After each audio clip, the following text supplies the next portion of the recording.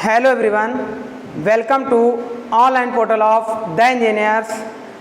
Dear student, जैसा कि हम लोग टॉपिक वेल्डिंग टेक्नोलॉजी को डिस्कस कर रहे थे, तो हम लोगों ने पिछले लेक्चर 25 में वेल्डिंग टेक्नोलॉजी के गैस वेल्डिंग से रिलेटेड कुछ ऑब्जेक्टिव क्वेश्चन को डिस्कस किया था।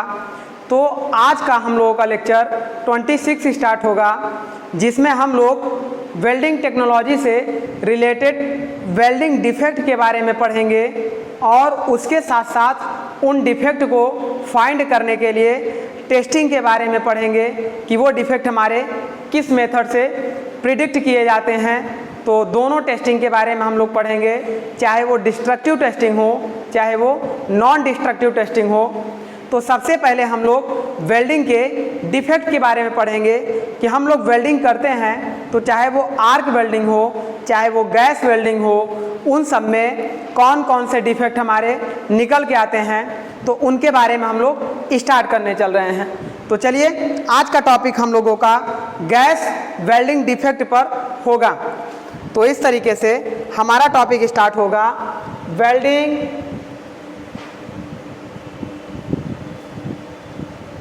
डिफेक्ट। वेल्डिंग डिफेक्ट का मतलब क्या होता है? वेल्डिंग करते समय या वेल्डिंग करने से पहले या वेल्डिंग करने के बाद, है ना, कुछ लापरवाहियां हमारे साथ हो जाती हैं, कुछ कमियां रह जाती हैं। तो उन कमियों की वजह से before start welding, during start welding and after start welding, after complete welding, है ना, सम इम्प्यूटीज या सम मतलब लैक ऑफ फ्यूजन्स कुछ एटसेट्रा हमारे रह जाते हैं। तो उन्हीं की वजह से हमारे जो बेस मेटल होते हैं या जो वेल्ड बीड होती है, उनमें कुछ कमियां जनरेट हो जाती हैं, जिसे हम वेल्डिंग डिफेक्ट कहते हैं। तो welding defect are produce in weld bead and base metal. Base metal और वेल्ड बीड दोनों में बनती है।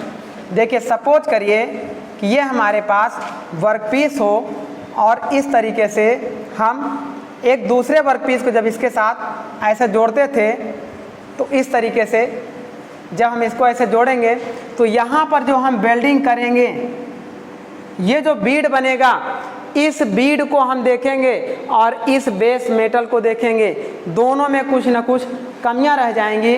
तो उन कमियों को ही हम क्या कहते हैं? वेल्डिंग डिफेक्ट कहते हैं। और वो कमियां वेल्डिंग की वजह से ही जनरेट होती हैं। तो सबसे पहले हम लोग क्या करेंगे, ये देखते हैं कि वेल्डिंग डिफेक्ट हमारा क्या होता है।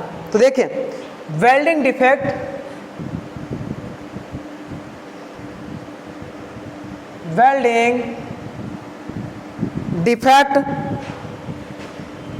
is produced in weld bead and base metal, यानी कि जो हीट अफेक्टेड जोन होता है and heat affected zone of heat affected zone of weld bead of base metal,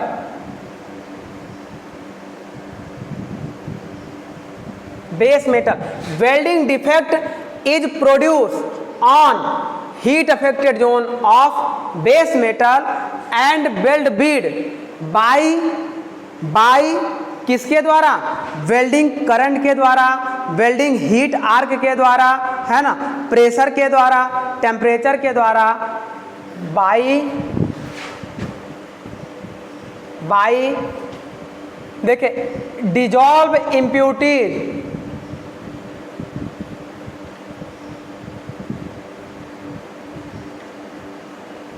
कुछ अशुद्धियों के घुल जाने के कारण प्रोवाइड करता है, कॉमा, है ना, किसके कारण?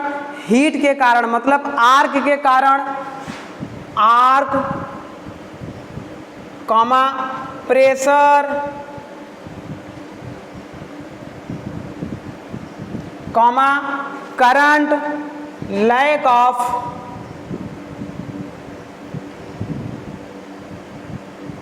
Current and voltage. इसके बाद हम जो फिलर मेटल भरते हैं उस फिलर मेटल की वजह से भी, ड्यू टू फिलर मेटल, अब फिलर मेटल अगर हमारा सही से नहीं भर पाएगा तो भी वहाँ पर वेल्डिंग डिफेक्ट प्रोड्यूस होगा। ड्यू टू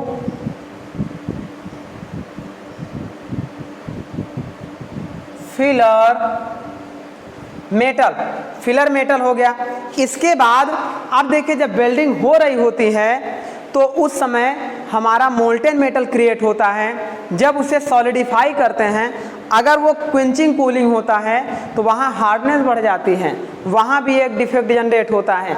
तो filler metal and method of cooling and type of, या मेथड आप कह सकते हैं, type of weld Beed cooling. तो इस तरीके से जो हमारा जनरेट होता है उसे हम वेल्डिंग डिफेक्ट कहते हैं। This is called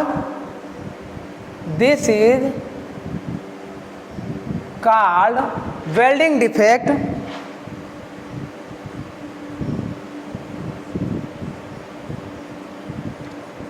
welding defect, इस तरीके से ये हमारे डिफेक्ट होते हैं। अब हम लोग इसकी कैटेगरी के बारे में समझ लेते हैं कि कौन कौन से डिफेक्ट हमारे जनरेट होते हैं, है ना। जैसे ब्लो होल्स होता है, इंटरनल क्रैक्स होते हैं, एक्सटर्नल क्रैक्स होते हैं, हॉट टीयर्स होते हैं, है ना। तो इस तरीके से इम्प्योरिटीज होती हैं, स्लैग इंक्लूजन होता है। तो इस तरीके से हम लोग वन बाय वन डिफेक्ट के बारे में जान लेते हैं। तो सबसे पहले हम लोग टाइप्स ऑफ डिफेक्ट के बारे में पढ़ते हैं। टाइप्स ऑफ डिफेक्ट के प्रकार। तो हम लोग क्या करते हैं, वन बाय वन डिफेक्ट को डिस्कस करते हैं। एक डिफेक्ट हमने लिया, उसके बारे में पूरी स्टडी की, फिर हमने दूसरा डिफेक्ट लिया, उसके बारे में पूरी स्टडी की। तो इस तरीके से हम लोग वन बाय वन डिफेक्ट के बारे में स्टडी करते हैं। चलिए सबसे पहले पॉइंट 1 हम लोग डालते हैं, स्पेल्टर।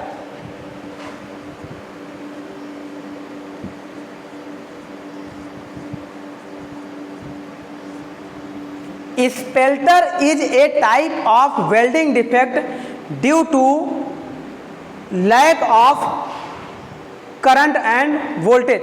अगर वेल्डिंग में स्पेल्टर मतलब छलकना होता है, देखिए होता क्या है, सपोज करिए यहाँ पर हमारा ये मोल्टेन मेटल बन रहा है और ये हमारा इलेक्ट्रोड है।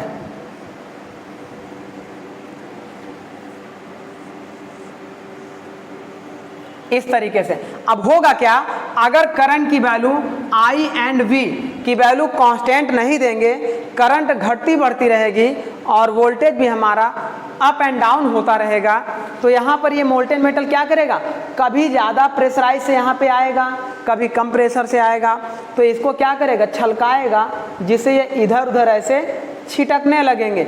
मोल्टेन मेटल इधर उधर स्प्रेड होने लगेंगे due to current and voltage. Spelter मतलब छलकना होता है ना, छलकना। तो इस तरीके के डिफेक्ट को हम स्पेल्टर डिफेक्ट कहते हैं। तो ऐसे देखिएगा, when current and voltage are not regulate in proper way. जब करंट और वोल्टेज हमारा प्रॉपर वे में रेगुलेट नहीं होता है। अच्छा, एक और प्रॉपर वे होता है, सपोज करिए यहाँ पे हम DCRP यूज कर लें और फिर उसी जगह पे अगर हम DCSP यूज कर लें, तो वो भी तो करंट और वोल्टेज प्रॉपर नहीं कर रहे हैं। हम चाहिए था DCRP और यूज कर रहे हैं DCSP, तो उस समय भी हमारा क्या होगा, अगर RP का मतलब इलेक्ट्रोड पर 2/3 हीट जनरेट होगी, अगर हम SP यूज कर लेंगे तो वर्कपीस पर दो तिहाई हीट जनरेट होने लगेगी। तब ये क्या होगा, वर्कपीस पर प्रेशर एनर्जी लगाएगा जिससे ये स्पेल्टर होने लगेगा, छलकने लगेगा। तो हमारा करंट एंड वोल्टेज की और इस रिवर्स एंड डायरेक्ट पोलैरिटी मतलब वेल्डिंग पोलैरिटी की वजह से भी बनता है। And way and polarity and welding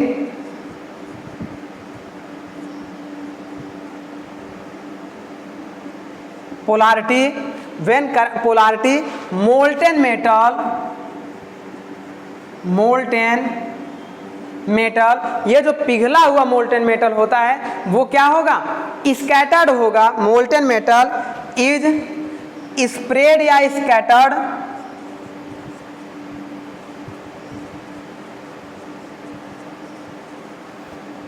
in different direction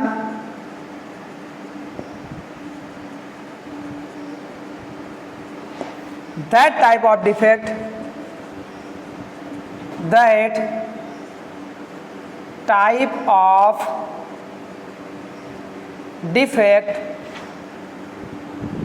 are called spelter defect. इस तरीके के डिफेक्ट को हम लोग स्पेल्टर डिफेक्ट कहते हैं। अब देखिए स्पेल्टर के बाद नेक्स्ट डिफेक्ट हम लोग पढ़ते हैं क्रैक्स। ये जो वेल्ड बीड हमारा बनेगा, देखिए इस तरीके का ऐसा वेल्ड बीड बनेगा। आप वेल्डिंग करते समय अगर इनकी कूलिंग और मतलब स्लो कूलिंग या क्विंचिंग कूल करेंगे तो इस बीड में इंटरनल क्रैक्स जनरेट हो सकते हैं, इस बीड में एक्सटर्नल क्रैक्स जनरेट हो सकते हैं, हीट अफेक्टेड जोन में एक्सटर्नल क्रैक जनरेट हो सकते हैं, हीट अफेक्टेड जोन में इंटरनल क्रैक्स जनरेट हो सकते हैं। Due to cooling of weld bead cracks are produced internal and external on weld bead. This type of defect is also called cracks defect. तो next हम लोग heading डालेंगे cracks defect।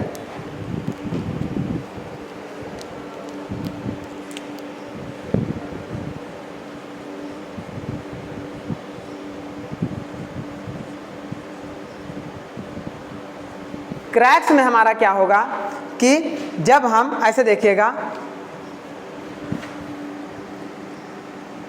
In cooling of, जब cooling करेंगे हम weld Beed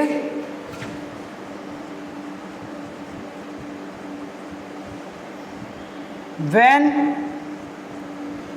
quenching cool मतलब तेजी से हम ठंडा कर दें, cool of weld bead then, तब हमारा क्या होगा, इस वेल्ड बीड में और इस हीट अफेक्टेड जोन में मटेरियल की हार्डनेस बढ़ेगी और जिससे वहाँ पर क्रैक्स प्रोड्यूस होंगे। Then the bead hardness, the base metal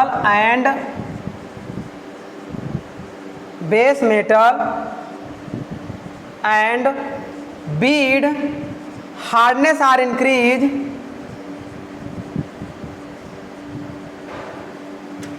increased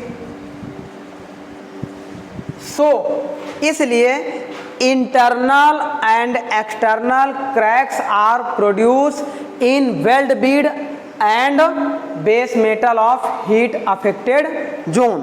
So internal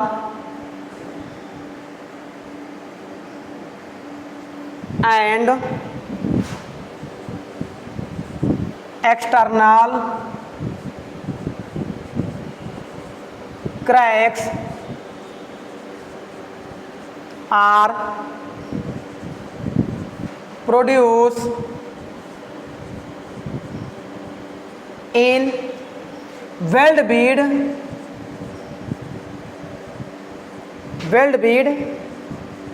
and heat affected zone of base metal. इस तरीके से हीट अफेक्टेड जोन और बेस मेटल में हमारा ये क्या होता है, क्रैक्स को प्रोड्यूस करता है। अब क्रैक्स के बाद नेक्स्ट डिफेक्ट हम लोग पढ़ते हैं वॉइड्स एंड पोरोसिटी। ये हमारा क्या होता है, चलिए नेक्स्ट डिफेक्ट इसे नोट करिए, फिर इतना हम लोग रिमूव करके नेक्स्ट डिफेक्ट पढ़ते हैं voids and porosity.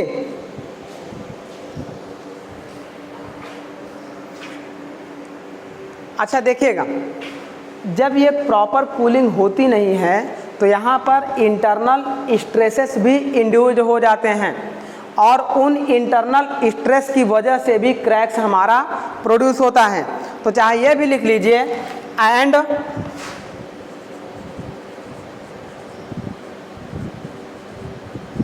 Internal stresses are also produce. तो हम कह सकते हैं this defect is called cracks in welding. तो इस तरीके से ये हमारा हो गया। चलिए नेक्स्ट डिफेक्ट हम लोग डालते हैं voids and porosity.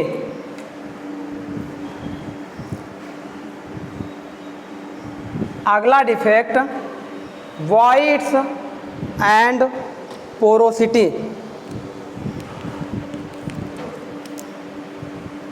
Third defect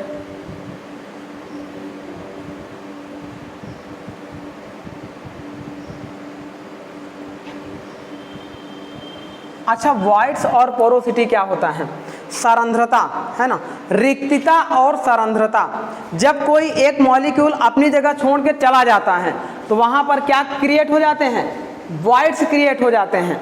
और पोरोसिटी क्या होता है, दो मॉलिक्यूल को रखेंगे, देखिए ऐसे एक मॉलिक्यूल, दो मॉलिक्यूल, तीन मॉलिक्यूल, इन तीनों मॉलिक्यूल के बीच में हमारा कुछ गैप रह जा रहा है, इसी को हम लोग वॉइड्स बोलते हैं। वॉइड्स का मतलब voids is the property of molecules which is capability और ability of absorb moisture content और एयर कंटेंट। ये जो है नमी की मात्रा या एयर की मात्रा को एब्जॉर्ब करने की कैपेसिटी को हम पोरोसिटी कहते हैं। जैसे बालू को हम रख दें और उसमें एक बाल्टी पानी डाल दें तो वो पानी क्या होगा, एब्जॉर्ब कर लेगा। तो बालू के कण तो हमने नहीं हटाए लेकिन वो मॉलिक्यूल वो पानी को एब्जॉर्ब कर लिया। तो किस वजह से, पोरोसिटी की वजह से। और अगर यहाँ से देखें ऐसे मॉलिक्यूल थे, अगर यहाँ से इस मॉलिक्यूल को बाहर निकाल दिया जाए तो यहाँ पे क्या क्रिएट हो जाएगा, वॉइड्स क्रिएट हो जाएगा।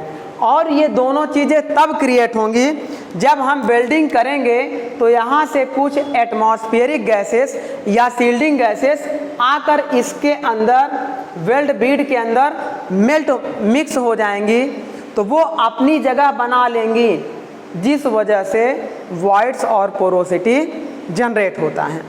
तो वेल्डिंग करते समय मोल्टेन मेटल में एटमॉस्फेरिक एयर या मतलब या कह सकते हैं बाहर के जो इम्प्योरिटीज हैं, अशुद्धियाँ भी अगर इसमें आ जाएंगी तो भी वहाँ पर वॉइड्स और पोरोसिटी क्रिएट करेंगे।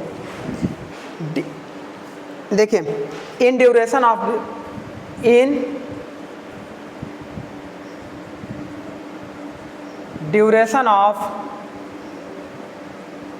वेल्डिंग करते समय some air and impurities are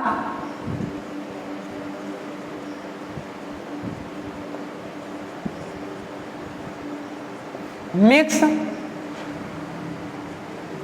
with molten metal या मोल्टेन मेटल के साथ मिक्स हो जाती है, तो जिस वजह से ये हमारा क्या बनाती है, so that voids and porosity are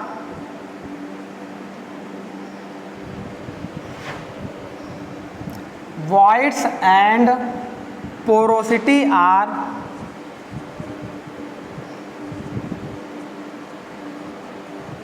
created या generated in weld। तो हमारा क्या होगा, वेल्ड बीड में वाइड्स और पोरोसिटी हमारी क्रिएट हो जाएंगे।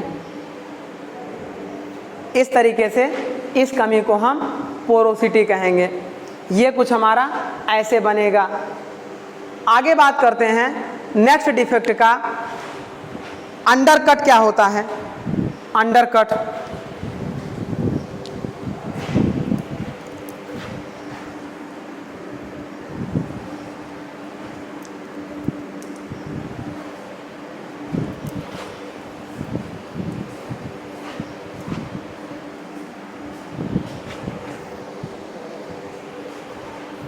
नेक्स्ट डिफेक्ट हम लोग देखेंगे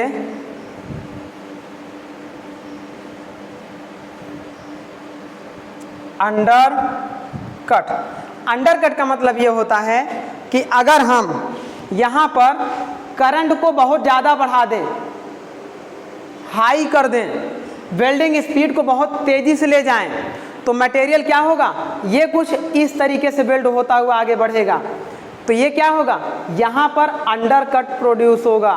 due to high current and high welding of speed undercut are produce in weld metal या वेल्डिंग बीड। तो ये हमारा होता है अंडरकट। तो ऐसे कह सकते हैं ड्यू टू, देखिए due to high current and high welding speed undercut are produce in undercut are produce in weld metal. तो इस तरीके से वेल्ड मेटल में हमारा अंडरकट प्रोड्यूस होता है। अब देखिए नेक्स्ट हम लोग डिफेक्ट पढ़ेंगे। नेक्स्ट डिफेक्ट हम लोग रिसिडुअल स्ट्रेसेस, जो इंटरनल रिसिडुअल स्ट्रेसेस हमारे जनरेट होते हैं उसको हम लोग देख लेते हैं। आंतरिक प्रतिबल जो हमारे जनरेट हो जाते हैं उसे देख लेते हैं, वो हमारे क्यों जनरेट होते हैं।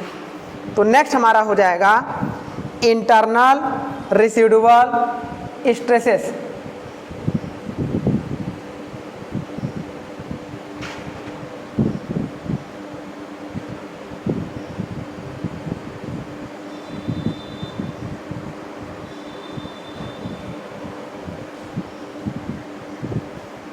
इंटरनल रिसिडुअल स्ट्रेसेस, तो इस तरीके से हमारा आंतरिक प्रतिबल जनरेट होगा। अब ये स्ट्रेस क्यों जनरेट होंगे, जब यहाँ पर हम वेल्डिंग को फ्यूजन कर रहे होंगे, अगर ये प्रॉपर फ्यूजन नहीं होगा, प्रॉपर कूलिंग नहीं होगा, है ना, तो इस तरीके से इसके अंदर स्ट्रेस जनरेट हो जाएंगे। उसी स्ट्रेस को हम बोलते हैं इंटरनल रिसिडुअल स्ट्रेसेस। तो वो कब जनरेट होंगे, जब हमारे इस वेल्ड बीड में क्या होगा, प्रॉपर कूलिंग नहीं होगा, प्रॉपर फिलिंग नहीं होगा, तो उस समय इसके अंदर स्ट्रेस जनरेट हो जाएंगे। उसी स्ट्रेस को हम लोग बोलते हैं internal stresses. Internal stresses are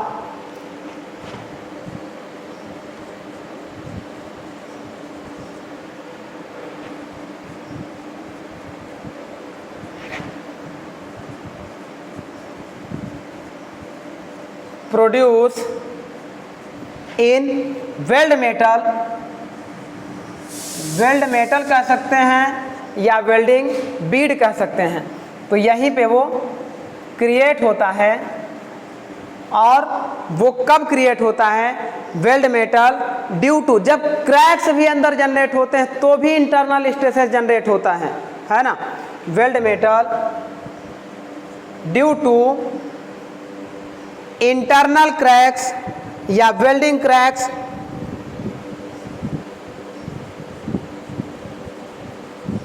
internal cracks comma, इसके बाद जो हमारा फिलर मेटल जा रहा है, इस फिलर मेटल के प्रॉपर डिपोजिशन के भी कारण, है ना, इम्प्रॉपर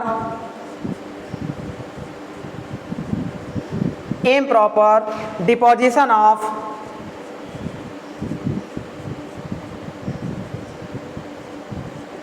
फिलर मेटल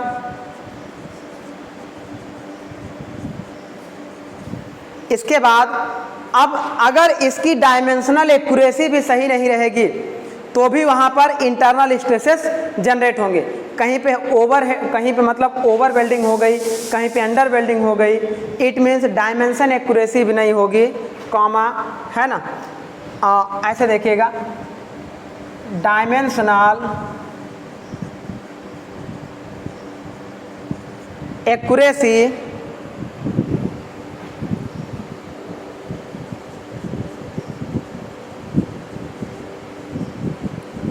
एंड अगर इसके अंदर फटीग और क्रीप स्ट्रेंथ की वजह से भी हमारा इंटरनल स्ट्रेसेस जनरेट होता है।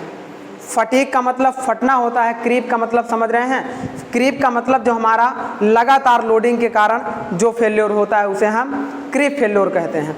तो इस तरीके से होता है। And creep and strength of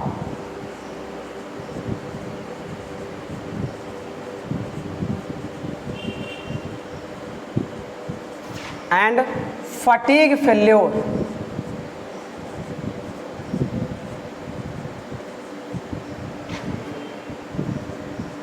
तो इस तरीके से नेक्स्ट स्टेज हमारा जो होता है उसे हम लोग बोलते हैं इंटरनल रेसिडुअल स्ट्रेसेस।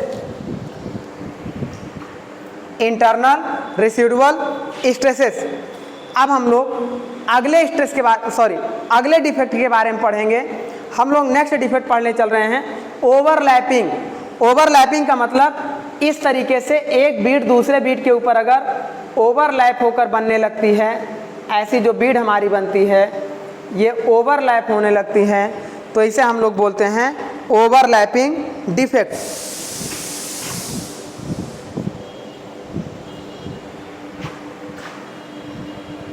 तो नेक्स्ट डिफेक्ट हम लोगों का होगा ओवरलैपिंग।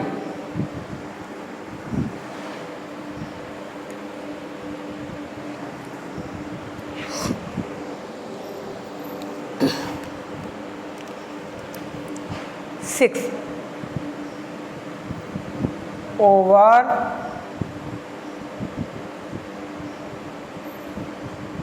ओवरलैपिंग कब होगा?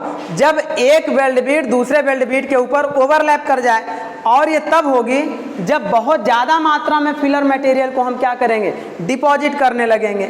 मतलब over deposition of filler material overlapping are produce in weld metal या वेल्ड बीड। तो हम कह सकते हैं high deposition of molten metal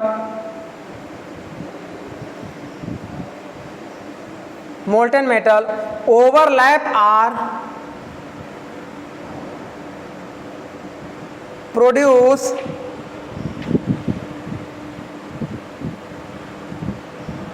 in weld metal. Welding metal में हमारा प्रोड्यूस होगा वेल्ड मेटल। तो इस तरीके से हमारा ये ओवरलैप कंप्लीट होगा। अब हम क्या करेंगे? Incomplete penetration. इनकम्प्लीट पेनिट्रेशन का मतलब जितना डेप्थ तक जाना चाहिए था। सपोज करिए ये हमारा ऐसा वेल्ड बीड बनना चाहिए, तो अब यहाँ पे इतना है, कहीं पे इतना ही बनेगा, कहीं पे इतना ही बनेगा। ये जब आप 3D में देखेंगे तो वहाँ पे होगा, मतलब कहीं पे इतना बनेगा, कहीं इतना, कहीं इतना, ऐसे इसका जो पेनिट्रेशन होगा वो कंप्लीट नहीं होगा। तो इसी डिफेक्ट को हम लोग इनकम्प्लीट पेनिट्रेशन के नाम से जानते हैं। नेक्स्ट हमारा होता है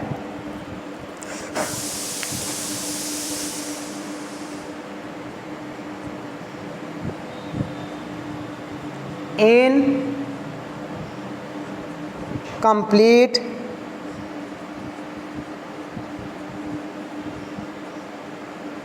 पेनिट्रेशन। इनकम्प्लीट का मतलब क्या हुआ, जैसे ये मटेरियल था, अब यहाँ पे ये इतना है, यहाँ पे यहाँ तक इसको पेनिट्रेशन होना चाहिए, लेकिन इतना ही पेनिट्रेशन दे पाएगा, और ये ज़्यादा डेप्थ तक पेनिट्रेशन नहीं दे पाएगा। यहाँ पे पेनिट्रेशन इतना देना चाहिए था, लेकिन यहाँ पे इतना कम दिया। और कम क्यों दिया है भाई? तभी कम देगा जब इसको करंट की वैल्यू कम मिलेगी। ज़्यादा मिलेगी तो ज़्यादा हाई प्रेशर से हमारा इंटेंसिटी ज़्यादा डेप्थ तक जाएगी, तो पेनिट्रेशन हमारा बना रहेगा। यहाँ ओवर पेनिट्रेशन की बात नहीं कर रहा है, इनकम्प्लीट पेनिट्रेशन की बात कर रहा है। तो मतलब ये जो हमारा डेप्थ होता है, इसी को हम लोग बोलते हैं डेप्थ ऑफ पेनिट्रेशन। और ये डिपेंड करता है हाई करंट जितना होगा और DC SP होगा तो उतनी ज़्यादा पेनिट्रेशन मिलेगी। तो पेनिट्रेशन अगर करंट कम होगी तो ये पेनिट्रेशन कम हो जाएगा। तो इसीलिए ड्यू टू, देखें, incomplete penetration are produce due to lower current. ऐसे देखिए,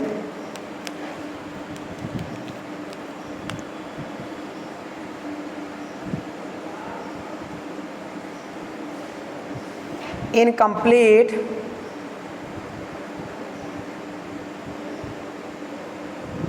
penetration are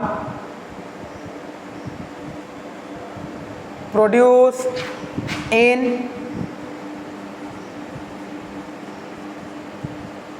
weld bead due to lower current supply, lower current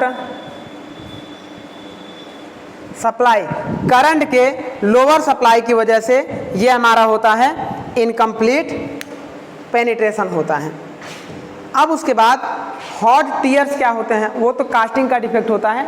welding में भी अगर ये हमारा छलक कर इस तरफ आ जाता है तो ये यहाँ पे आएगा, तो इस तरीके से ऐसा बनाएगा। स्लैग इंक्लूजन क्या होता है वो हम लोग देख लेते हैं। तो नेक्स्ट हम लोग डिफेक्ट देखते हैं स्लैग इंक्लूजन।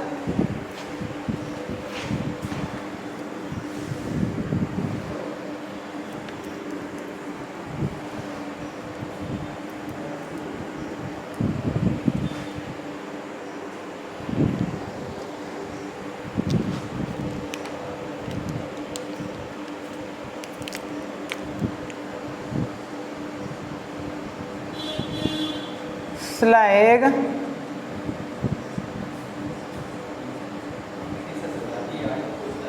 इंक्लूजन, देखिए जब हम वेल्डिंग करते हैं, अगर हम फ्लक्स कोटेड इलेक्ट्रोड का उपयोग करें तो ये जो फ्लक्स होते हैं यहाँ वेल्डिंग पर एक स्लैग की लेयर बना देते हैं। किस पे? वेल्ड बीड पर। सपोज करिए ये हमारा वेल्ड बीड हो जाए तो इस पर एक स्लैग की लेयर बना देते हैं, ये हमारा होता है स्लैग। और ये स्लैग इस फ्लक्स के कारण बनते हैं, और ये स्लैग इस वेल्ड बीड के मेटल को एटमॉस्फेयर से प्रोटेक्ट करते हैं और कूलिंग रेट को भी मेंटेन रखते हैं। लेकिन अगर ये स्लैग मिक्स होकर इस वेल्ड बीड में मिल जाएं, वेल्ड बीड में मिल जाएं, तो वेल्डिंग बीड की स्ट्रेंथ को घटा देंगे।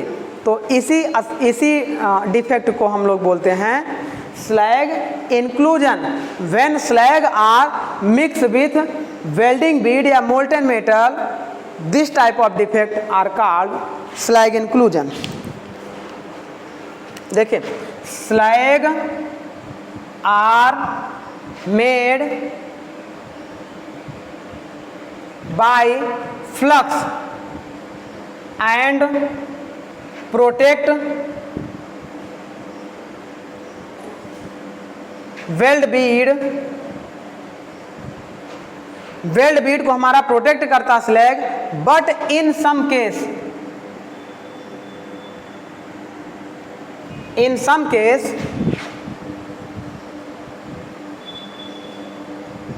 slag are mixed with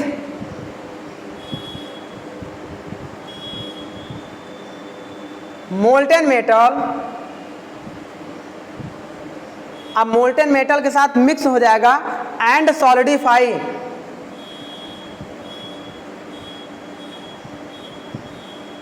तो इस वजह से इस मोल्टेन मेटल या वेल्ड बीड की स्ट्रेंथ हमारी डिक्रीज हो जाएगी। So the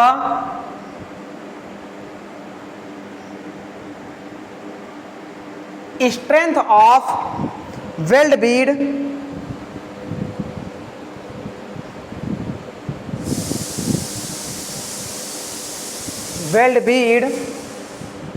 are decrease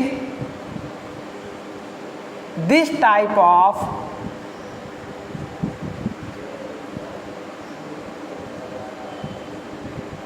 defect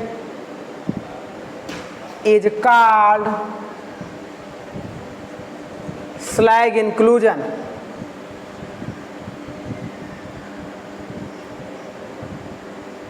तो इस तरीके के डिफेक्ट को हम लोग स्लैग इंक्लूजन कहते हैं।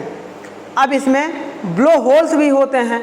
हाई प्रेशर के कारण यहाँ पर क्या होते हैं, होल्स बन जाते हैं, एक्सटर्नल होल्स बन जाते हैं। External holes are generated in weld bead, that type of defect are called blow holes. तो उसको भी देख लीजिए। नेक्स्ट डिफेक्ट हमारा होता है ब्लो होल्स।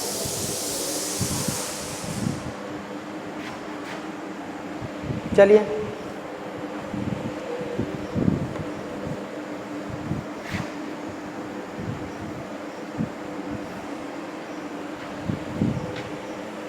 तो नेक्स्ट डिफेक्ट हम लोग लिख लेते हैं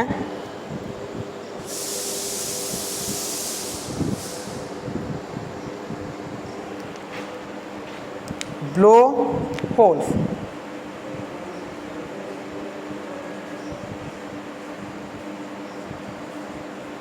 अब ये जो ब्लो होल्स हमारे होंगे ये क्या होंगे, एक्सटर्नली हमारे इसमें वर्कपीस मतलब वेल्ड बीड में बन जाएंगे। और क्यों बन जाएंगे, ड्यू टू ये जो देखिए हर वर्कपीस की अपनी एक मैग्नेटिक प्रॉपर्टीज होती है। उस मैग्नेटिक प्रॉपर्टीज के कारण ये हमारे ब्लो होल्स बनते हैं। जहाँ पर मैग्नेटिक प्रॉपर्टीज कम मिलेगी इसे, वहाँ पर ये ब्लो होल्स बन जाएंगे, और जहाँ मैग्नेटिक प्रॉपर्टीज बराबर रहेगी वहाँ पर ब्लो होल्स नहीं बनेंगे। तो ब्लो देखें, in this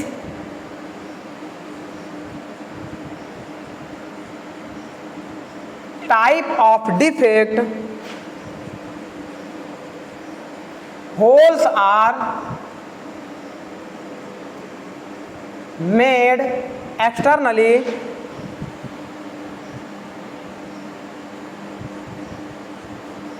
in weld Beed.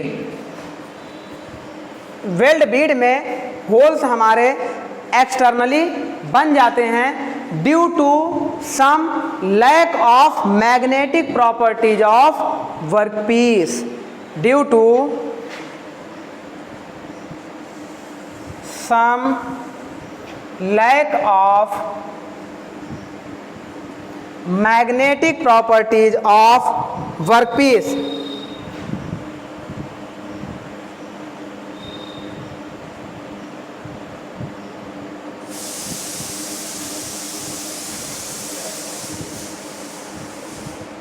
Magnetic properties of workpiece.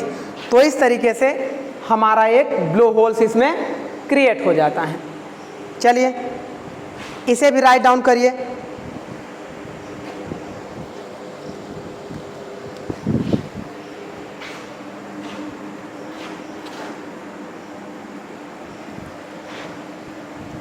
आप देखिए ये तो हमारे थे कुछ मतलब some defect in welding technology अब हम थोड़े से इनके टेस्टिंग के बारे में भी जान लेते हैं कि वेल्डिंग में कौन कौन सी टेस्टिंग हमारी होती है।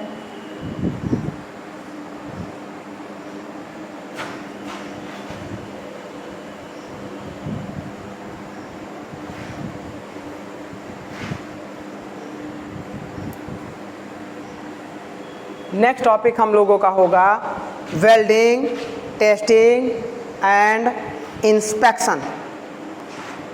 नेक्स्ट टॉपिक हम लोगों का होगा वेल्डिंग, देखिए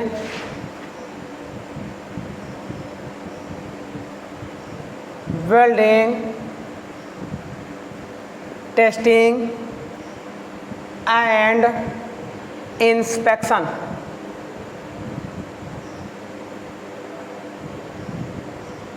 मतलब हम वेल्डिंग को टेस्ट करेंगे, वेल्डिंग बीड को, और उनका इंस्पेक्शन करेंगे तो कैसे करते हैं, कितने टाइप से करते हैं। तो देखिए सबसे पहले जब हम टेस्टिंग करते हैं तो टेस्टिंग हम बेसिकली 3 टाइप से करते हैं। वेल्डिंग में टेस्टिंग हम 3 टाइप से करते हैं। समझिए, पहले हम क्या करते हैं, अगर वेल्डिंग स्टार्ट करने वाले होते हैं तो सबसे पहले उसके एज प्रिपरेशन को चेक करते हैं, सारे इक्विपमेंट और टूल को चेक करते हैं, करंट के मतलब पावर को भी हम चेक कर लेते हैं, उसके ऊपर ऑयल या ग्रीसिंग को चेक कर लेते हैं। तो ये सब जो हम वेल्डिंग स्टार्ट करने से पहले चेक करते हैं, इसे हम लोग बोलते हैं बिफोर स्टार्टिंग वेल्डिंग टेस्ट। दूसरी बात हम लोग क्या करते हैं कि जब वेल्डिंग हम लोग कर रहे होते हैं तो उस समय हम वेल्डिंग को टेस्ट करते हैं। तो वेल्डिंग को उस समय हम क्या टेस्ट करेंगे कि प्रॉपर तरीके से वेल्डिंग हमारी हो रही है, फिलर मटेरियल हर जगह प्रॉपर तरीके से डिपॉजिट हो रहा है, करंट कांस्टेंट जा रही है कि कम ज़्यादा जा रही है ना, हीट जनरेशन कहीं ज़्यादा कहीं कम तो नहीं हो रहा है, पेनिट्रेशन बढ़ रहा है कि नहीं बढ़ रहा है। तो इन सब की जब हम चेक करते हैं तो वो कहलाता है ड्यूरिंग वेल्डिंग इंस्पेक्शन। वेल्डिंग करने के दौरान हम चेक करते हैं, और उसके बाद जब वेल्डिंग कंप्लीट हो जाती है तो वेल्डिंग के बाद हम लोग क्या करते हैं, उसके वर्कपीस के वेल्ड बीड को चेक करते हैं। तो उसे हम लोग बोलते हैं आफ्टर वेल्डिंग इंस्पेक्शन। तो 3 तरीके का इंस्पेक्शन होता है, before welding,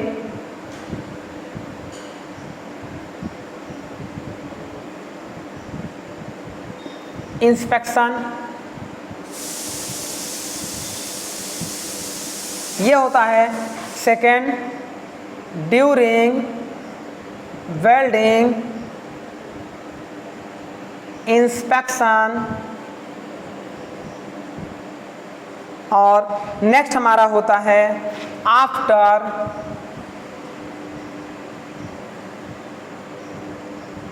welding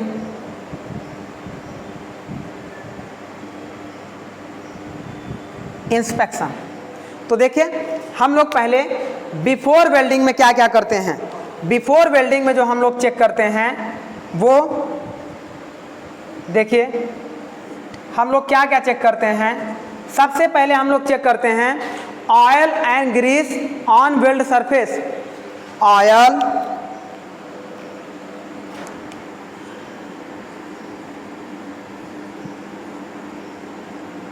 Greece on weld surface. दूसरा जो हम लोग चेक करते हैं, सेकंड जो हम लोग चेक करते हैं वो क्या करते हैं कि जैसे वेल्डिंग की बेवलिंग की रिक्वायर्ड है कि नहीं। अगर बेवलिंग की रिक्वायर्ड है तो प्रॉपर तरीके से बेवलिंग की गई है कि नहीं। तो हम क्या वर्कपीस की एज प्रिपरेशन है ना। दूसरा हम लोग चेक करते हैं वर्कपीस, ऐसे वर्कपीस एज प्रिपरेशन। और नेक्स्ट हम लोग चेक करते हैं, नेक्स्ट जो हम लोग देखते हैं, ये पूरा हम लोग वेल्डिंग टूल जो लगाते हैं, वेल्डिंग जितने इक्विपमेंट होते हैं वो सारे इक्विपमेंट हमारे पास हैं या नहीं हैं। पता चला हमने वेल्डिंग स्टार्ट कर दी और हमारे पास हैंड ग्लव्स और चश्मे नहीं हैं, तो वो वेल्डिंग फिर क्या होगा, रोकना पड़ेगा। तो नेक्स्ट हम लोग चेक करते हैं वेल्डिंग इक्विपमेंट।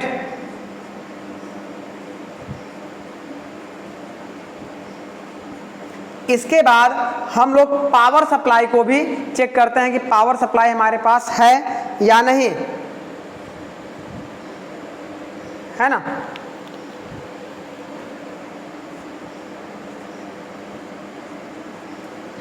पावर सप्लाई, तो इस तरीके से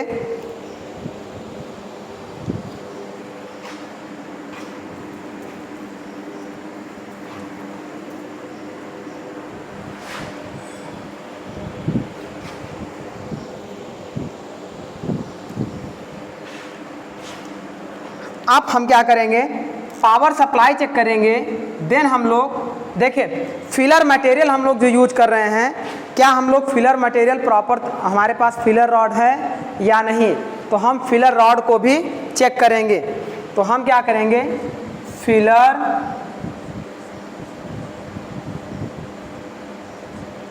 रॉड, हम फिलर रॉड को भी प्रॉपर तरीके से चेक करेंगे। फिर क्या करेंगे, वर्कपीस की डायमेंशनल एक्यूरेसी को भी चेक करेंगे कि प्रॉपर डायमेंशन में है कि नहीं। अगर डायमेंशन में नहीं होगा तो उसे हम काट कर डायमेंशन में ले आएंगे, फिर वेल्डिंग करेंगे। Accuracy and dimension, dimension and accuracy of workpiece.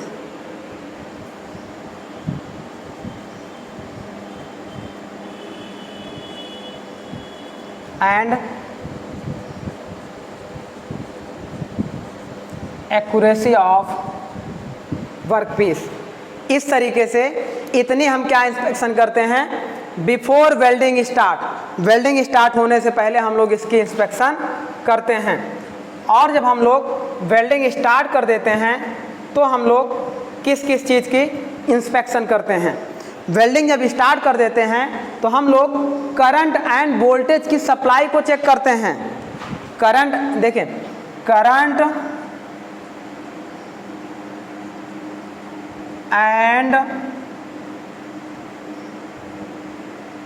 Voltage supply,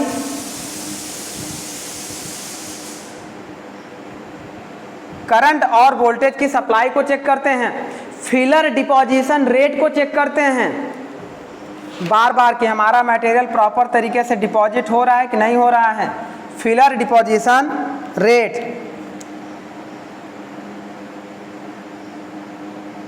filler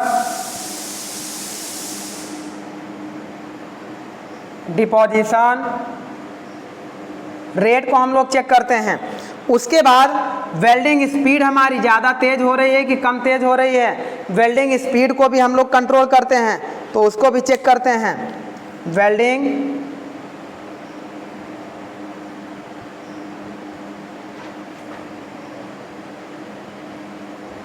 speed, अब जो हमारी बीड बन रही है उस बीड में कोई इम्प्यूटीज तो नहीं जा रही है कि इम्प्यूटीज हमारी मिक्स होने लगे, तो इम्प्यूटीज नेक्स्ट हम लोग चेक करेंगे। इम्प्यूरिटीज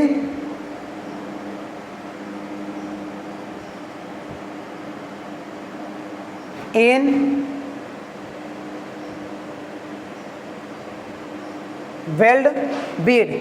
और अब उसके बाद हम लोग क्या करेंगे, हम आर्क को भी बार बार प्रॉपर डिस्टेंस में रखेंगे, आर्क लेंथ को भी हम मेंटेन रखेंगे। तो आर्क लेंथ एंड नेक्स्ट हम लोग क्या करेंगे, आर्क लेंथ को भी चेक करेंगे। तो इस तरीके से आर्क लेंथ, तो ये सारे हमारे क्या होते हैं, वेल्डिंग करते समय इतनी टेस्टिंग हम लोग करते हैं।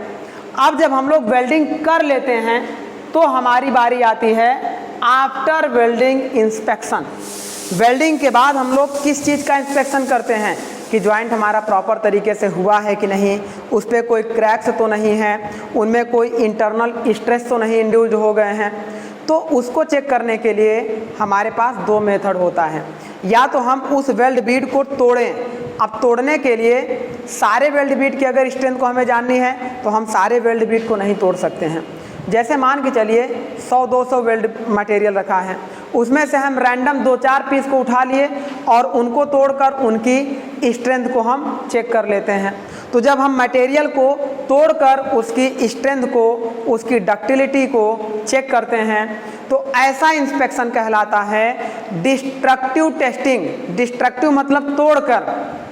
दूसरी बात होती है नॉन डिस्ट्रक्टिव टेस्टिंग, मतलब मटेरियल को बिना तोड़े ही हम क्या कर लें, टेस्ट कर लें। जैसे हम उसके क्रैक्स को देखना चाहें तो सपोज करिए कि वेल्ड मेटल के ऊपर हम पाउडर का लेयर लगा दें, फिर उसके ऊपर वाटर या ऑयल को फ्लो कराएंगे तो जहाँ पर क्रैक्स होगा वहाँ पर एक लाइनिंग बन जाएगी पाउडर की। तो इस तरीके से वो क्रैक्स चेक हो जाएगा बिना तोड़े, तो वो होगा नॉन डिस्ट्रक्टिव टेस्टिंग। हम आँखों से देखकर चेक कर लें, आई इंस्पेक्शन कि वहाँ ब्लो होल्स हैं या नहीं हैं, क्रैक्स हैं या नहीं हैं, है ना। उसके बाद मैग्नेटिक पार्टिकल्स को भेज कर देख लें, एक्सरे एंड गामा रेज को भेज कर देख लें। तो इस तरीके से अब हम स्टार्ट करते हैं आफ्टर वेल्डिंग इंस्पेक्शन। तो आफ्टर वेल्डिंग जो हमारा इंस्पेक्शन होता है ये दो तरीके से किया जाता है।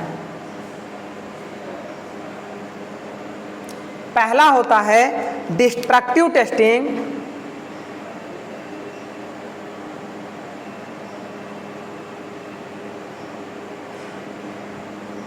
और दूसरा होता है non destructive testing. Non destructive testing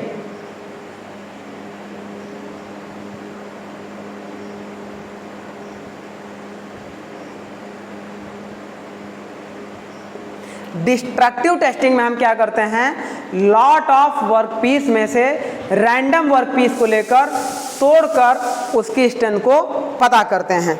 देखिए इसमें क्या होता है, in lot of workpiece random workpiece are selected, random workpiece are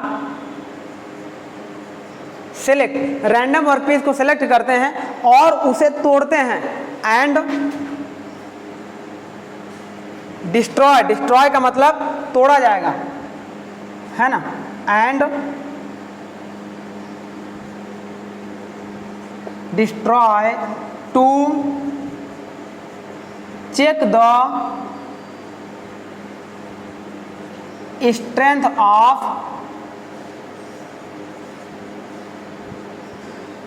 weld metal. इस तरीके के टेस्टिंग को बोलते हैं डिस्ट्रक्टिव टेस्टिंग। और नॉन डिस्ट्रक्टिव में क्या होता है, without break of workpiece, without break of workpiece कुछ वेल्डिंग डिफेक्ट को टेस्ट किया जाता है ना। सम वेल्डिंग डिफेक्ट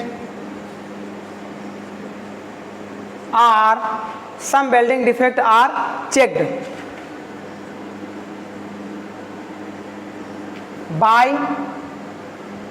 बाय देखकर, टच करके या मैग्नेटिक करंट से, by touching comma eye and magnetic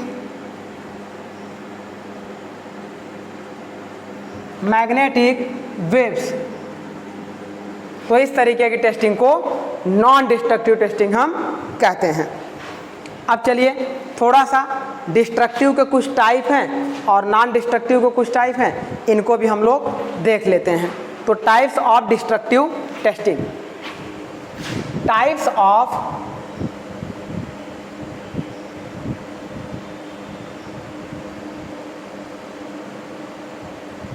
destructive testing, destructive testing के हमारे जो टाइप होते हैं वो कितने तरीके के होते हैं।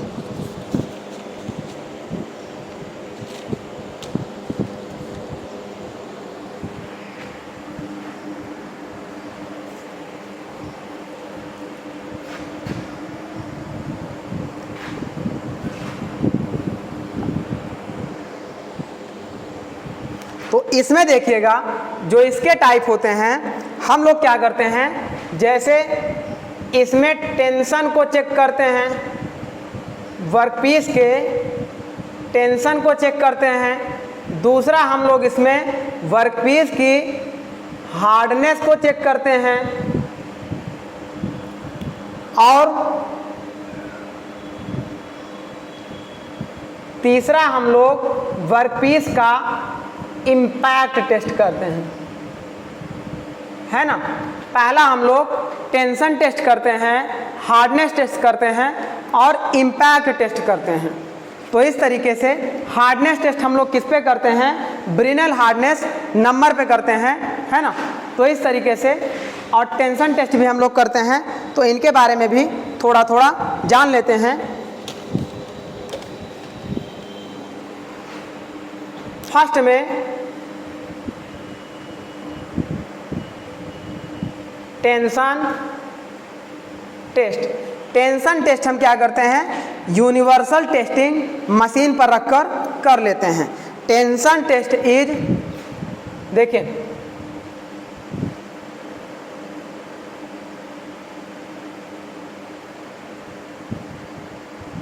परफॉर्म्ड ऑन यूनिवर्सल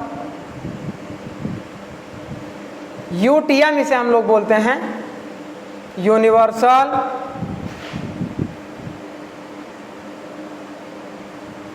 टेस्टिंग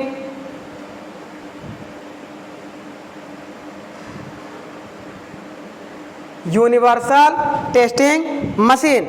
इस पे हम लोग क्या करते हैं, जब टेंशन करते हैं तो वर्कपीस की इलास्टिसिटी प्रॉपर्टी हमें पता चल जाती है, वर्कपीस की इलोंगेशन प्रॉपर्टी हमें पता चल जाती है, और वर्कपीस की रिड्यूसिंग प्रॉपर्टी हमें पता चल जाती है।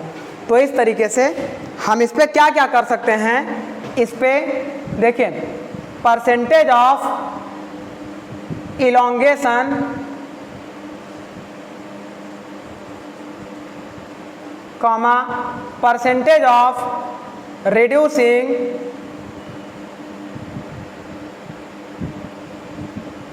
एंड इलास्टिसिटी ऑफ, चाहे मॉडुलस ऑफ इलास्टिसिटी, चाहे इलास्टिसिटी ऑफ, मॉडुलस ऑफ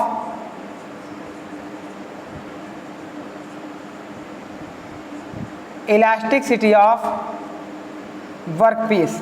तो इस तरीके से यूनिवर्सल टेस्टिंग मशीन पे इतनी टेस्टिंग हम लोग करते हैं, किसके लिए, टेंशन टेस्ट के लिए करते हैं। उसके बाद हार्डनेस टेस्ट हम लोग किस पे करते हैं, हार्डनेस टेस्ट हम लोग ब्रिनल हार्डनेस नंबर हमारे पास होता है ना। आइजोड इम्पैक्ट का टेस्ट हम करते हैं, आइजोड इम्पैक्ट टेस्टिंग मशीन पर, है ना। और हार्डनेस का हम लोग टेस्ट कर लेते हैं। तो इसके लिए क्या करते हैं, third hardness testing,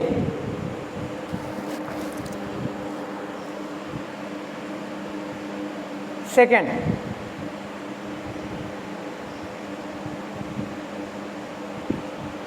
hardness testing. देखिए वर्कपीस की हार्डनेस को हम पता करते हैं, और कैसे वर्कपीस को किसी हार्ड मटेरियल पर मशीन पर रखेंगे, फिर वहाँ पर उसकी हार्डनेस को चेक करेंगे। तो जो हार्डनेस हम चेक करते हैं वो हमारी होती है रॉकवेल हार्डनेस मशीन होती है। तो वहाँ पर हम लोग इसे चेक करते हैं, Rockwell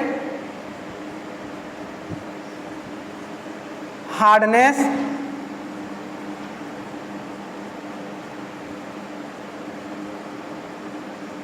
machine are used to find the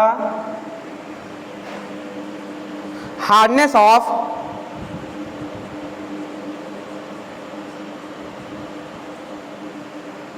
weld Beed,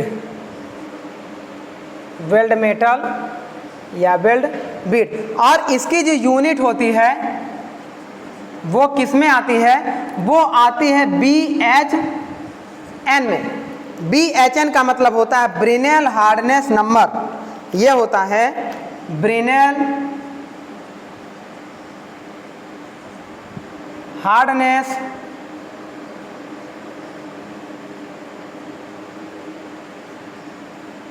number होता है इस तरीके से। और इसकी एक दूसरी यूनिट होती है HV।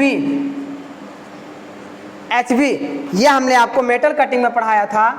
ये क्या होता है, वीकर हार्डर, वीकर हार्डर। दोनों को हम कहाँ पे टेस्ट करते हैं, रॉकवेल हार्डनेस टेस्टिंग मशीन पर करते हैं। तो इस तरीके से नेक्स्ट हमारा क्या हो जाता है, हार्डनेस टेस्ट। इम्पैक्ट टेस्ट हम लोग करते हैं तो आइजोड इम्पैक्ट टेस्टिंग मशीन होती है, वहाँ पर हम लोग वर्कपीस का इम्पैक्ट टेस्ट कर लेते हैं। तो नेक्स्ट हम लोग देखते हैं impact test.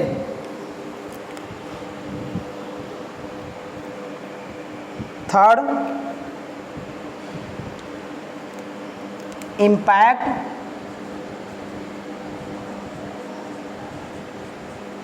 Test.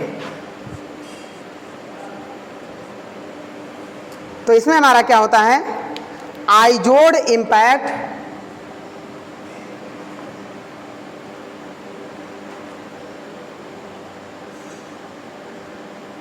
Testing machine are use to find the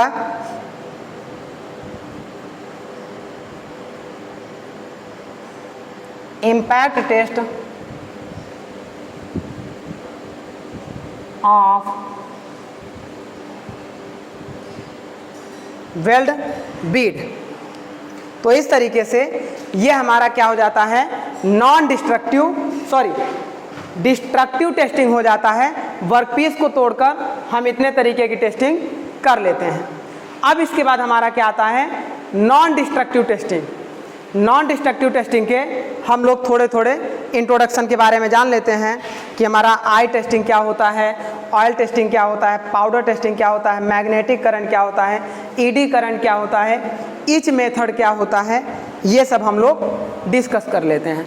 तो चलिए दूसरी हेडिंग हमारी होती है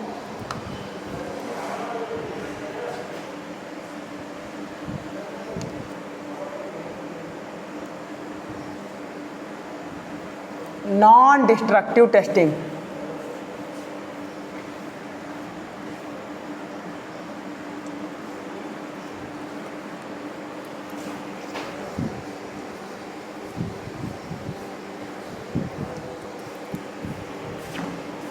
चलिए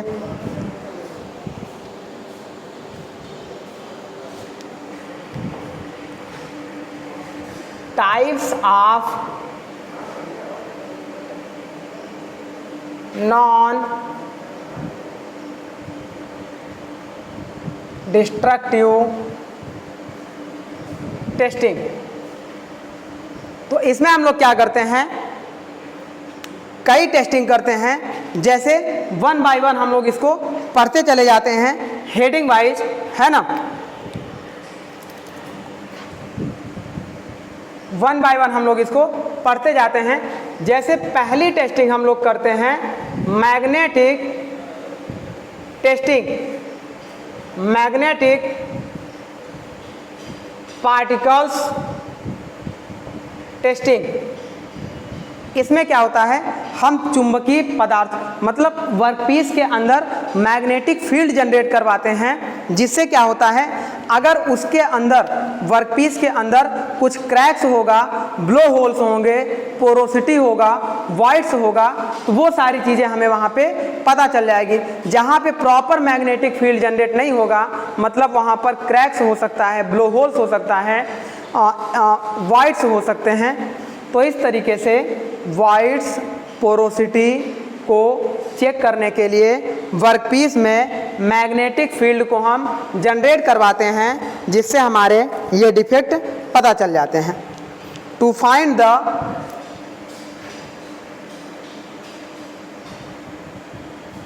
defect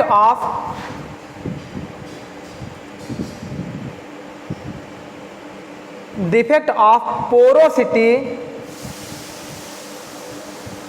slag inclusion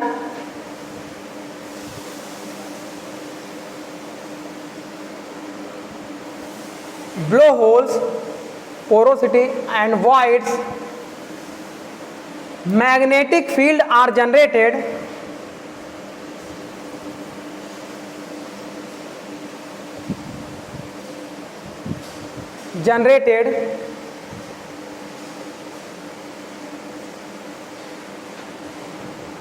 on workpiece. तो इस तरीके से वर्कपीस पे मैग्नेटिक फील्ड जनरेट करवाते हैं। जहाँ पर प्रॉपर नहीं जनरेट होगा, मतलब वहाँ पर अगर अशुद्धियाँ मिली होंगी तो भी वहाँ प्रॉपर मैग्नेटिक फील्ड नहीं जनरेट हो पाएगा। अशुद्धियाँ मतलब स्लैग इंक्लूजन हो गया होगा। तो ये टेस्टिंग हमारी कहलाती है मैग्नेटिक फील्ड टेस्टिंग। दूसरा टेस्टिंग हमारा होता है second type, eddy current testing.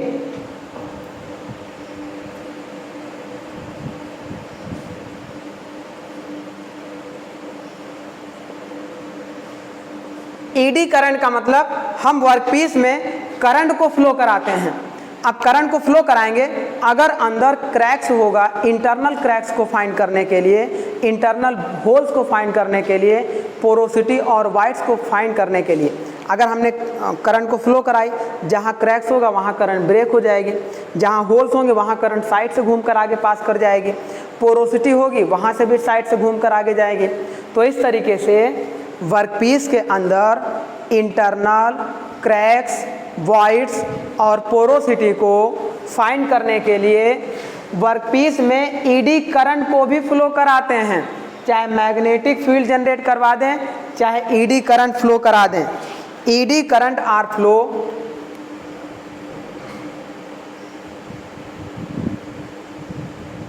ED current flow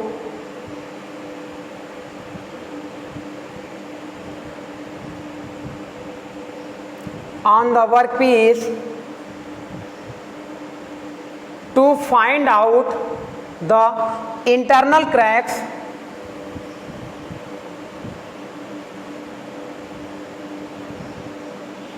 comma voids comma porosity are internal cracks, voids and porosity are find। तो इस तरीके के टेस्टिंग को हम लोग बोलते हैं ईडी करंट टेस्टिंग। इस तरीके की टेस्टिंग को हम लोग ईडी करंट टेस्टिंग बोलते हैं। अच्छा, नेक्स्ट देखिए ईच सॉल्यूशन टेस्टिंग क्या होता है। ETCH, each solution testing.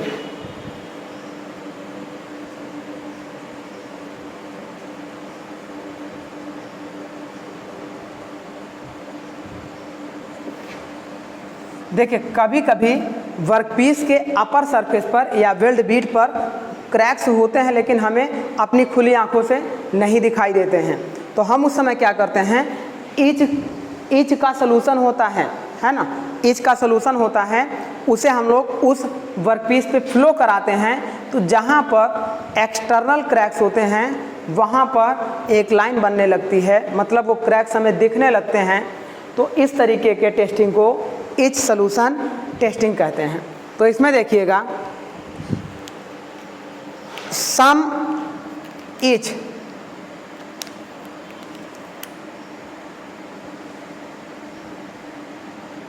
Like enamel, कुछ इनेमल होते हैं, पेंट एंड इनेमल,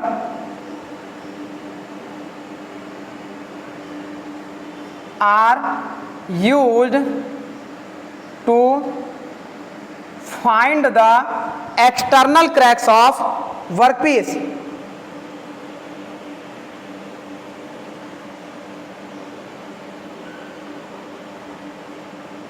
वर्कपीस के एक्सटर्नल क्रैक्स को फाइंड करने के लिए हम इच का उपयोग करते हैं। अब इच क्या होता है, देखें इच गाढ़ा भी हो सकता है, हल्का भी हो सकता है। तो जब गाढ़ा होगा तो वो माइक्रो क्रैक्स को फाइंड करेगा और हल्का होगा तो माइक्रो क्रैक्स को फाइंड करेगा। तो उसके फाइंड के अकॉर्डिंग इच को दो कैटेगरी में डिवाइड किया गया है ना। तो इच हमारा दो कैटेगरी में होता है। पहला micro etch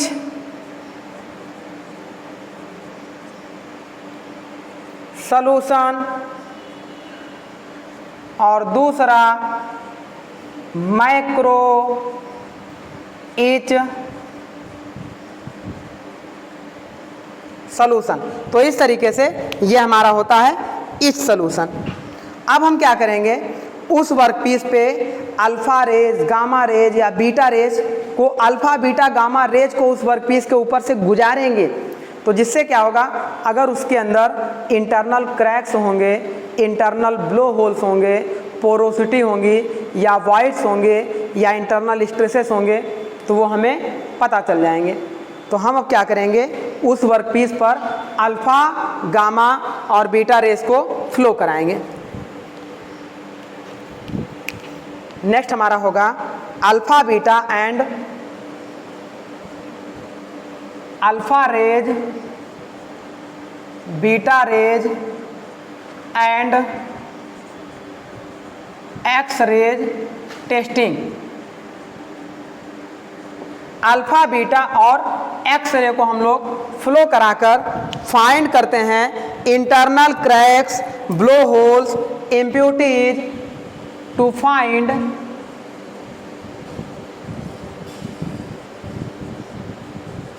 internal holes,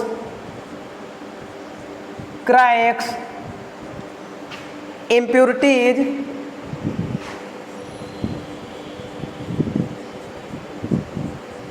internal holes को फाइंड करते हैं, क्रैक्स को फाइंड करते हैं, इम्प्यूरिटीज को फाइंड करते हैं एंड वाइड्स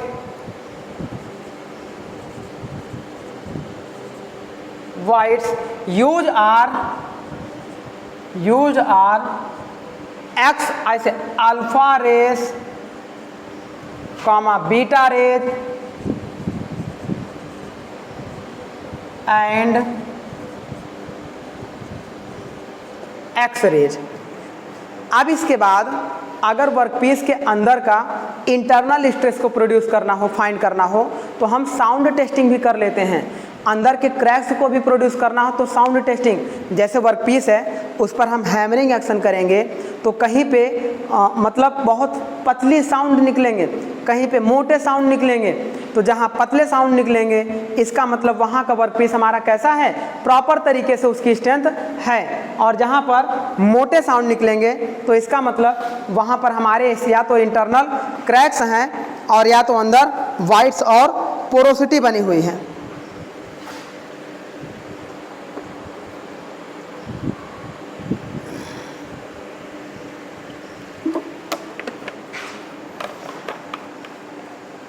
चलिए, तो नेक्स्ट टेस्टिंग हम लोग क्या कर लेते हैं, sound testing.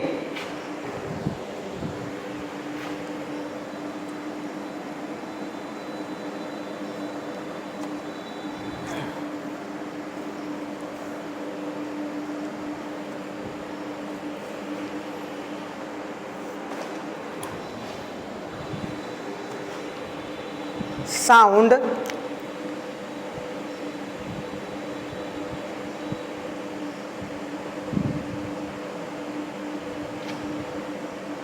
by hammering action of, देखें, to find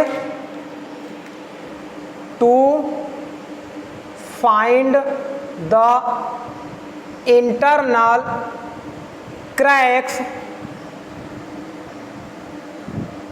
comma strength of workpiece. Hammering action करेंगे वर्कपीस पर by hammering action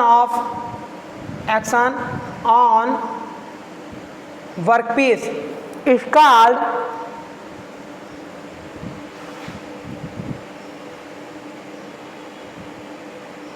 sound testing. तो इस तरीके से हम हैमरिंग एक्शन करके वर्कपीस के साउंड टेस्टिंग को कर लेते हैं। इसके बाद हम लोग क्या करते हैं, एक लिक्विड टेस्टिंग भी करते हैं। लिक्विड टेस्टिंग का मतलब जैसे हमारा मटेरियल हो और उस मटेरियल पर पाउडर का कोटिंग कर दें। पाउडर की कोटिंग करने के बाद उसके ऊपर या तो ऑयल को या वाटर को हम गिराएंगे, तो जहाँ पर एक्सटर्नल क्रैक्स होंगे वहाँ पर एक लाइन बनती चली जाएगी। तो इस तरीके के टेस्ट को लिक्विड टेस्टिंग बोलते हैं। तो नेक्स्ट हमारा होता है लिक्विड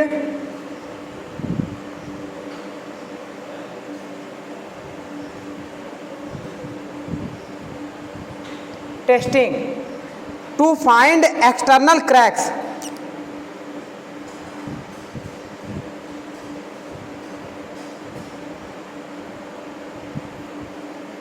एक्सटर्नल क्रैक्स को फाइंड करने के लिए लैपिंग बाय पाउडर, देखें, lapping of workpiece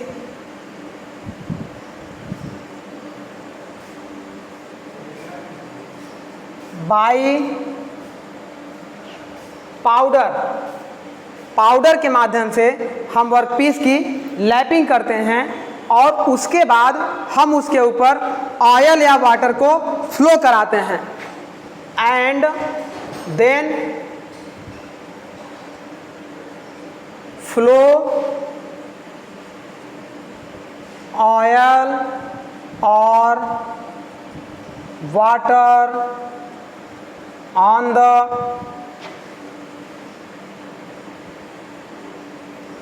surface of workpiece so external cracks are find. तो इस तरीके से हम एक्सटर्नल क्रैक्स फाइंड कर लेते हैं।